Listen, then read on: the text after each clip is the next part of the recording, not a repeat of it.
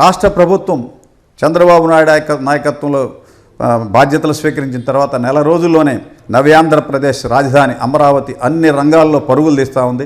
ఇప్పటికే ముఖ్యమంత్రి హోదాలో చంద్రబాబు నాయుడు ఢిల్లీలో కేంద్ర మంత్రులందరినీ సంప్రదించి అమరావతి రాజధాని రూపురేఖలు మార్చడానికి పెద్ద ఎత్తున ప్రతిపాదనలు చేశారు.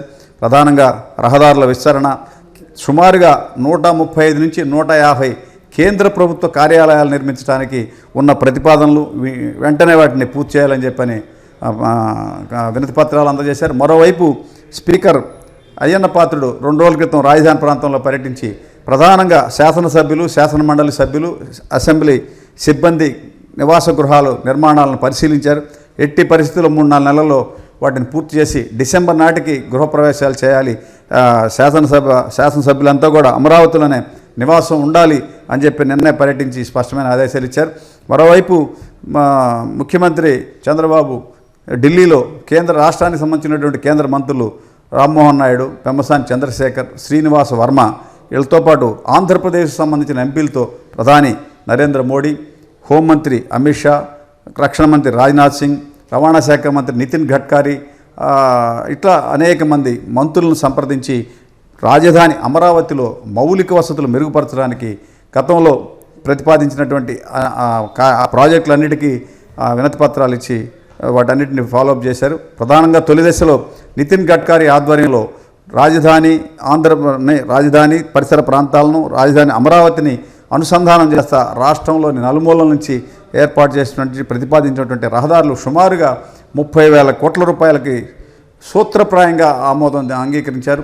ఒకవైపు విజయవాడ, ఇటు గుంటూరు సంబంధించి గుంటూరు విజయవాడ రాజధాని చుట్టూ ఒక ఔటర్ రింగ్ రోడ్డు, తర్వాత హైదరాబాద్ నుంచి నవ్యాంధ్ర రాజధానికి 6 లైన్ల కొత్త రహదారి, తర్వాత అనంతపురం నుంచి రాజధాని అమరావతికి ఒక రహదారి, ఇట్లా అనేకమైనటువంటి రహదారులని ఏర్పాటు చేసి ప్రధానంగా రాజధాని అమరావతిలో గతంలో ప్రతిపాదించినటువంటి కేంద్ర ప్రభుత్వ కార్యాలయాలు అంటే రిజర్వ్ బ్యాంకు, కాగు, సిబిఐ, తర్వాత అన్ని ప్రభుత్వ సంస్థల కార్యాలయాలు, వీటన్నిటిని కూడా నీతి ఆయోగ్, ఇటువంటి ప్రభుత్వ కార్యాలయాలన్నీ సుమారుగా 135 నుంచి 150 వరకు ఉన్నాయి. వాటి నిర్మాణాలన్నీ కూడా ఎట్టి పరిస్థితుల్లో 2 సంవత్సరాల్లో పూర్తి చేయాలని చెప్పని ప్రతిపాదించారు. వీటన్నిటికి సంబంధించి 2 రోజుల నుంచి సుమారుగా ఒక 15 మంది కేంద్ర మంత్రులు, నీతి ఆయోగ్, ఇటువంటి ప్రణాళికా సంఘం, ఇటువంటి సీనియర్ ఐఏఎస్ అధికారులతో సుమారుగా ఒక 15-20 మంది సీనియర్ ఐఏఎస్ అధికారులతో చంద్రబాబు నాయుడు 2 రోజుల పాటు ఢిల్లీలోనే ఉండి వీటన్నిటిని కూడా ప్రతిపాదనలు అందజేశారు. మరోవైపు పోలవరం ప్రాజెక్టుని అదే సంబంధించినటువంటి అంతర్జాతీయ నిపుణులు పరిశీలించి కేంద్రానికి ప్రతిపాదనలు అందజేస్తున్నారు. ఎప్పుడైతే 2014-19లో రాజధాని అమరావతి పనులు ఎంత స్పీడ్గా జరిగి ముందుకు వచ్చాయో ఒకసారి జగన్ హయాంలో అది పూర్తిగా మరుగున పడిపోయింది. తిరిగి చంద్రబాబు ప్రమాణ స్వీకారం చేసిన తర్వాత రాజధాని అమరావతి రైతులు నిరాహార దీక్షలు మానేసి పూర్తిగా క్లోజ్ చేసేశారు. రాజధాని పనులు ఇప్పటికే ముమ్మరంగా ప్రారంభమయ్యాయి. ఎట్టి పరిస్థితుల్లో గతంలో నిర్మాణాలు 70 నుంచి 90% వరకు అసంపూర్తిగా ఉన్నటువంటి నిర్మాణాలు మొత్తాన్ని డిసెంబర్ నాటికి పూర్తి చేయాలని చెప్పని ఒక స్పష్టమైన ప్రణాళికతో ముందుకు పోతున్నారు. రాష్ట్ర పట్టణాభివృద్ధి సంస్థ మంత్రి నారాయణ పూర్తిగా రాజధాని నిర్మాణ వ్యవహారంలోనే నిమగ్నమై ఉన్నారు. దానికి సంబంధించి సిఆర్డీఏకి కాటమనేని భాస్కర్ కొత్త కమిషనర్ని ఏర్పాటు చేశారు. మరోవైపు అన్ని ప్రభుత్వ శాఖలు కూడా రాజధానికి అనుసంధానం చేసేటువంటి శాఖాపరమైన నిర్ణయాలు కూడా త్వరితంగా తీసుకుంటున్నారు. ఇప్పటికే తెలుగుదేశం ప్రభుత్వం కూటమి ఆధ్వర్యంలో ఏర్పడిన కొత్త ప్రభుత్వం రాజధాని అమరావతిని పనులు ముమ్మరంగా చేపట్టడంతో గతంలో సుమారుగా 15,000 నుంచి 20,000 వరకు గజం స్థలం ఉన్న ధర ఇవాళ రాజధానిలో 45,000 నుంచి 50,000 వరకు చేరింది. ఎట్టి పరిస్థితిలో రాజధాని పనులు పూర్తిగా 2 సంవత్సరాలను పూర్తి చేయాలని కేంద్ర మంత్రి పీయూష్ గోయల్ 2 రోజుల క్రితం చంద్రబాబు ఢిల్లీలో స్పష్టమైన హామీ ఇచ్చారు.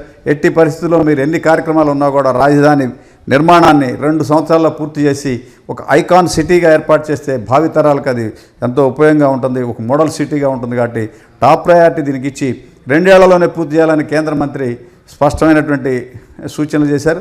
దానికి అనుగుణంగా నిధులు, ఇతర వనరులన్నీ కూడా కేంద్రం సమకూర్చడానికి ముందుకొచ్చింది.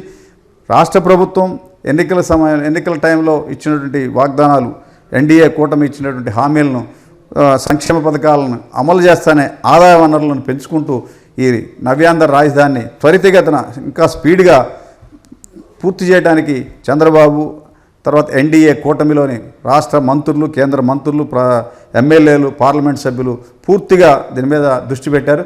దీంతో రాజధాని ఇటు గుంటూరు, కృష్ణా జిల్లాల ఉమ్మడి గుంటూరు, కృష్ణా జిల్లాల పరిధిలో ఉన్నటువంటి రాజధాని అమరావతి పరిసర ప్రాంతాల్లో ఇప్పటి వరకు నత్తనడుగా ఉన్న భూముల ధరలు కూడా ఒక్కసారిగా పెరిగాయి.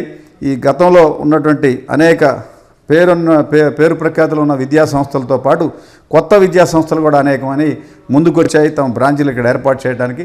వాటన్నిటిని కూడా ఇంకా స్పీడ్గా ఏర్పాటు చేయడానికి కొత్త సిబ్బందిని, కొత్త అధికారులను కూడా ఏర్పాటు చేశారు. అటు గుంటూరు, ఇటు ఎన్టీఆర్, కృష్ణా, ఈ పల్నాడు, ఈ జిల్లాల్లో కూడా పూర్తిగా కలెక్టర్, ఇతర అధికారులను కూడా కొత్త అధికారులు నియమించారు. దీంతో రాజధాని పనులు పరుగులు తీస్తూ ఉన్నాయి. మరోవైపు రాజధాని ప్రాంతానికి సంబంధించే నారా లోకేష్ మంగళగిరి నుంచి ఎంపికై రాష్ట్ర కేబినెట్లో కీలక మంత్రిగా వ్యవహరిస్తూ ఉన్నారు. దానికి ఆయనకి మానవ వనరుల శాఖ అంటే విద్యాశాఖని ఆయనకు అప్పగించారు. ఇవన్నీ కూడా చాలా స్పీడ్గా పనులు తీస్తూ ఉన్నారు. ఇదే రాజధాని ప్రాంతానికి చెందిన గుంటూరు ఎంపీ పెమ్మసాని చంద్రశేఖర్ కేంద్రంలో మోడీ కేబినెట్లో మంత్రిగా ఉన్నారు.